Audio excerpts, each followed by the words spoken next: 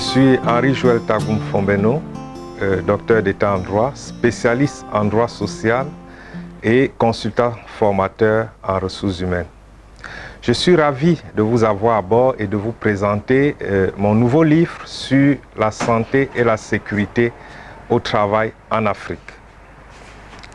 Les questions de santé et de sécurité au travail sont devenues aujourd'hui l'une des problématiques majeures associées à la gestion des entreprises.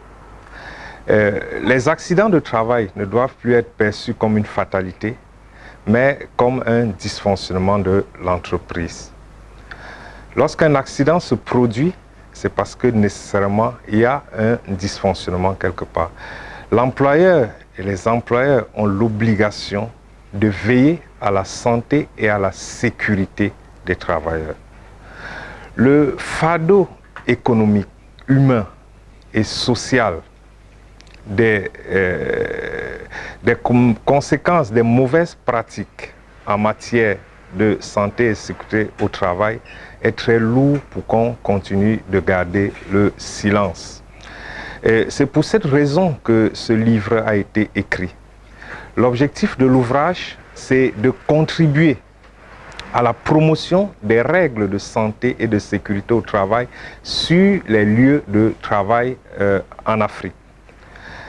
L'ouvrage a trois grandes parties. La première partie est consacrée aux principes fondamentaux en matière de santé et de sécurité au travail. Dans cette partie, j'aborde les règles de santé dans les 54 pays africains. Aucun pays n'est laissé de côté, même le dernier né des pays africains qui est le Soudan du Sud. L'ouvrage également présente le rôle, dans une seconde partie, le rôle des différents acteurs en matière de sécurité et santé au travail. C'est vrai, l'employeur est l'acteur principal en matière de prévention des risques professionnels, mais l'employeur est un acteur parmi tant d'autres. Il est dans une équipe qui comprend aussi le salarié, parce que le salarié doit également prendre en charge sa propre sécurité et veiller de ne pas mettre en danger la sécurité de ses collègues. Et on a le comité d'hygiène et de sécurité au travail qui est un acteur important. On a les services de santé et de sécurité au travail. On a l'inspecteur du travail. On a au niveau de l'État, au niveau étatique, on a le ministère du travail qui joue un rôle important dans la réglementation, dans l'élaboration des normes, dans la définition de la politique en matière de santé et de sécurité au travail, assisté aussi par le ministère de la Santé, le ministère de l'Agriculture, le ministère de Mines. La troisième partie de l'ouvrage parle des questions de responsabilité, parce qu'en matière, lorsqu'un accident se produit, il y a ce qu'on appelle le principe de l'imputabilité. On impute d'abord la responsabilité à l'employeur, il y a cette présomption d'imputabilité avant de savoir si l'accident est lié ou à une cause professionnelle. Ce qui fait que, en cas de faute inexcusable, l'employeur peut, au-delà de la réparation de base qui est une réparation forfaitaire, engager sa responsabilité sur le plan civil. L'employeur peut également engager sa responsabilité sur le plan pénal. Les employeurs d'ailleurs ont intérêt à ce que les règles de sécurité et de santé soient respectées dans l'entreprise.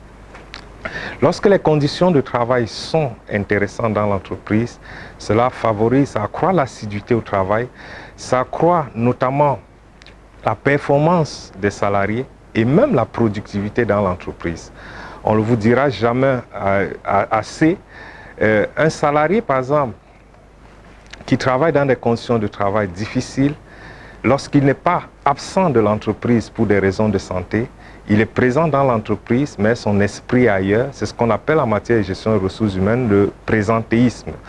Et donc, il est là comme il n'est pas là, donc il n'apporte rien à l'entreprise. Les entreprises doivent donc veiller à l'évaluation des risques professionnels chaque année, afin d'élaborer une cartographie des risques, afin de mettre en place des outils de prévention. Évaluer les risques professionnels, c'est quoi? C'est estimer et repérer tous les risques auxquels sont exposés les salariés dans l'entreprise, c'est les classer, donc estimer leur importance et de mettre en place les moyens, prendre les mesures de prévention. Ce n'est que comme ça qu'on peut gagner le pari en réduisant les accidents de travail, les maladies professionnelles au sein des entreprises.